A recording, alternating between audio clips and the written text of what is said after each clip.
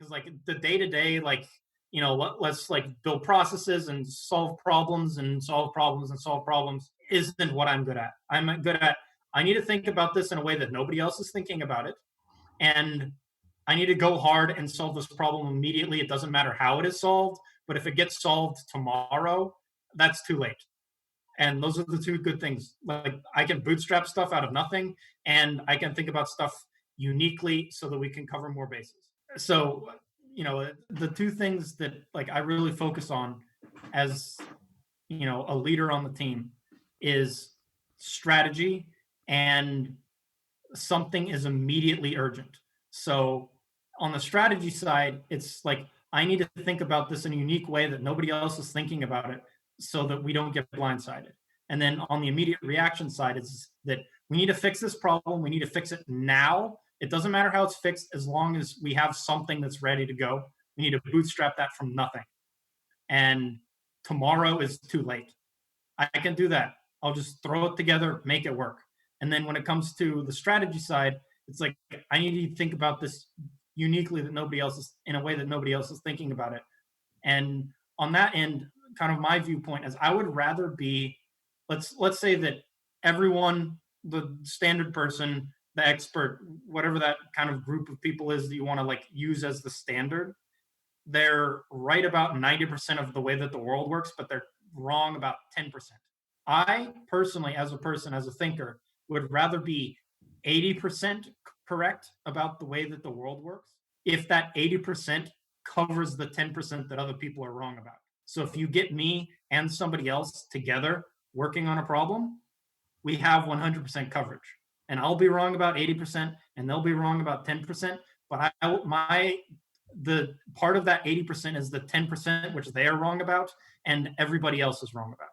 And that 10% is the most important because it's the blind spot of the world. I like it. Yeah, solid ownership. Uh, yeah, when I got started, the thinking was, look, no one else is focused on the end game. Let's ensure that we are focused on ending the pandemic and doing whatever it takes to make it happen. So Yep. every other goal flowed from it. First, first was to ensure that we are focused on the end. So second was to ensure that you're able to reach all the people who can do something about it. So administrators, politicians. Third was to help them with the clearest understanding of the truth. All right. So what has happened, what's currently happening, and what's the right course of action from here on. And the fourth was, if they could not handle it for whatever reason, find a way to escalate the situation so that it gets solved at the right level of authority. We've been going strong on these four, and I really see a way for people who are outside of all institutions to truly educate the ones in the institutions and take charge of the situation. And I'm quite proud of the efforts in India so far, and we do have to put in a lot more effort. I also think we should put in this kind of effort in a lot of European countries. And at this point, our efforts aren't that strong. Yeah. The website that you built, the outbreak control room, I would really like to get that built so that there's like a link or there's like a button in the corner. You click on that, and there's a drop down menu of which country you're from, and then you get a localized version of our materials that you can act out because a lot of it's very localized to India, which is fantastic for India and it's a good first step. But I'd love to have a localized to USA version for like state governor, and you just click on that, and all the language in it is like instead of like Zenal or what is like that zone district term in India? Districts, district zones. District. I think it's zonal. I think that's what I Yeah. saw. But is it like a word that I'd never seen in U.S. like territorial lexicon? I'm like, what is this thing? And I'm like, okay, we need to like be rewriting this for the U.S. And so that's the kind of stuff which I'm trying to put a team together and like get people just copy editing. All I need is copy editors. We can do like the deeper level work like later on, but we need like something that we can put in front of eyeballs that won't be awkward to put in front of eyeballs. If I give them the website that you have right now, it's like, this is for India. What are we doing? Americans are very, like American leaders especially are very chauvinistic in that kind of way, which has upsides and downsides. But right now, it's a huge barrier to actually just like communicating. Hey, we have solutions. We're tooling them for you as fast as we can. You know, there are the actual solutions you need right here. You just have to get past a couple words that you're not used to. Yeah, And absolutely. it's like, Let's find a way to localize this for the yeah. US. And if we have like a generic version, then that's awesome too. But the localization makes it great because then when people read it, like, ah, yes, this is what I've been looking for. It's for me. And that, gets past so many of the walls that people put out to kind of like filter out quacks and stuff, and also to filter out like just information in general. And so if you can get them something that's like, all I need to do is just click a couple buttons, read it, and then have other people read it, and then it happens, that's fantastic. And then like the other end of the implementation of this is I'm also trying to put together the tools that we have available in house. Like we have masks ready for sale in house from ECV. We have multiple different suppliers, multiple different price points and timelines for delivery. Like we can deliver tomorrow, not literally, but we can put them on pallets as soon as they're ordered and get them shipped out, like expedited as soon as people need them, like as fast as is humanly possible to do. It's just that the price point on that is going to be higher because of all the like it's sitting in a warehouse. We need to pay for that end of it and everything else. So that's going to be a higher price point. We also have people who are manufacturing them that are pay what you can, sort of, as long as we can keep our manufacturing line open and our supplies open, we're going to give away as many masks as we can. But that's a couple weeks away because we're having to build the factory, like the factory capacity for it, and get that organized. And it's kind of like a volunteer style mass production effort. And then we've got sort of in between zones where we've got like all the options available for masks. And then we've got the contact tracing tools that people need. We've got multiple contact tracing tools. One of them is just a sign, like a piece of printed paper with a QR code that you scan. Everything's done from your web browser. It's as anonymous and private as going to any web page in the universe, right?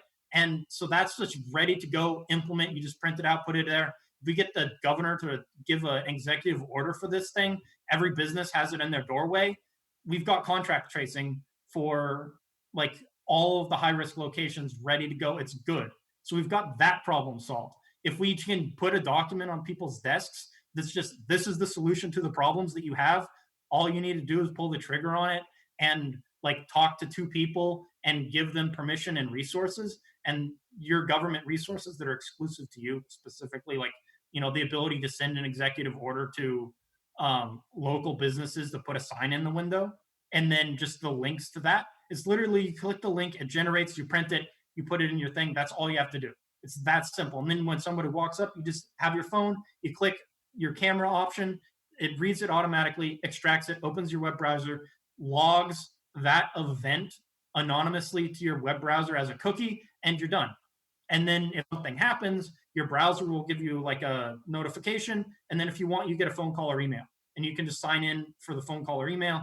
It's completely anonymous, like completely private. It's built from the ground up, proven to be mathematically private by Max Planck's Institute using machine learning. That's the level of integrity. That's level of integrity that's built into the zero-based system, right? So we just need to get that on desks, and then we can solve the contract tracing problem. Then we've got other contract tracing tools that solve the problem in more detail, like more specific, detailed, complex ways. But this is like, you just print it out and you're good. Like, it's so simple. We just need to get that everywhere fast, right?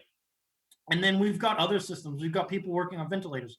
We've got people working on DIY mask projects. We've got myself and some people on the salt mask team working on protocols to implement salt treatments for masks that make masks antiviral. Salt kills the virus. Dried salt, the virus arrives on a droplet and salinates the droplet, kills the virus, and then also as the crystal harden, it also crushes the virus. So there's like two mechanisms that are fatal to the virus particles. And then this also allows less efficient filters become much more efficient, because if you're just wearing a bandana with like a shop cloth, like that blue shop cloth that you use to like dry like oil and stuff in your engine rooms and stuff, and you soak that paper towel shop cloth fabric material in the salt solution, let it dry, and then you like filter stuff, like that would be like 60% protective. So 40% of the virus will get through that kind of filter. If you put the salt on it, it might be 100%. We don't know because we haven't been able to test it, right?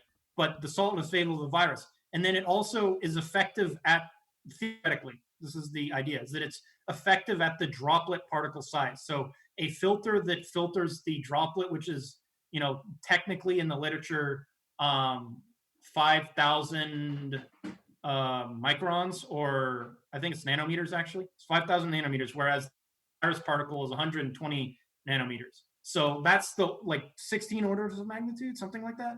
32 orders of magnitude, or not orders of magnitude, but times. It's like 30 times or like 16 times the size of the viral particle. And that's what your filter works at because it salinates the droplet and that kills the virus. The droplet is where the virus is encapsulated in the air. That's like the aerosolization of it. It's in the air and it drifts towards the ground. That's a droplet. Versus when something is airborne, it is in that thing in the air, but it's still floating because the gravity effect is less than the air effect, and so it's basically airborne, right? And so droplet is by definition something that travels to the ground. And there's a size distinction that's about that 500 nanometers. As far as we can tell, the coronavirus isn't aerosolized. So it's in that kind of droplet size, roughly. There's a lot of variables here that are very difficult to control because it's a spectrum, but with a like decision point in that spectrum. And so you can make DIY masks out of basically anything that isn't like fishnet stockings and have a mask filter that might be fully protective because it's fatal to the virus. And so you can have very simple materials that anybody can do. A simple bandana soaked in the salt solution is probably going to be pretty effective, but it's fabric and it's like single ply. So, it's going to like the crystals are going to chunk off over time as it moves, right? Whereas a shop cloth is going to have a much deeper filter layer to it where it'll suspend the salt, right? And then you just wash this stuff after you use it. You throw away the shop towel and you just wash the bandana and have another bandana, same thing. You just sequence it every time that you go out, and you've got like protection. And everybody has a piece of fabric that they can make into a bandana. Any old shirt will do the job. And so, like, this is the level of stuff that we've got. We've got other things in here that I don't even know about because we've got so much going on that I can't just scan every channel and talk to every leader and figure out who is ready to go to the public, right? But we've got so much that we can just put on a desk. Hey, give an executive order. These are the links that you need to go to. These are the people that you need to talk to on our team to get stuff implemented for you. And all you have to do is make the decision to pull the trigger on this and give us the resources that your team, your executive team has to implement stuff, and it will happen. And we want to cover every single dependency that is needed to get to extinction for this virus. Or if extinction is unachievable due to uncontrollable factors, we want to get to no community spread that isn't in controlled quarantine implementations through testing and through contact tracing. This is kind of the style of South Korea. South Korea is managing the disease. They're probably going to stop it with basically no lockdowns, just quarantine sick. They're so on top of the disease and so aware of where the disease is and what is happening that they can tailor their quarantines to individual households, individual apartment buildings, and manage disease much more precisely.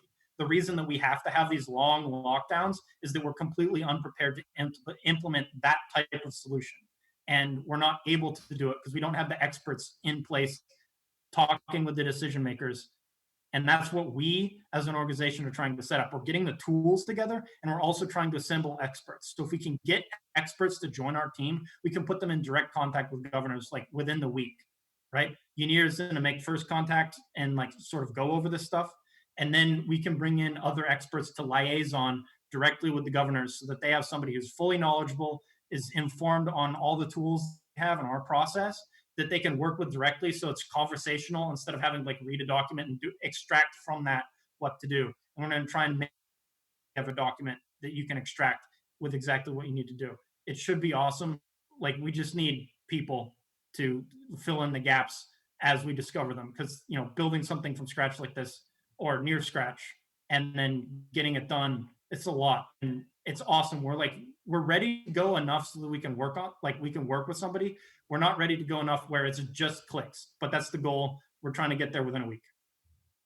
Awesome.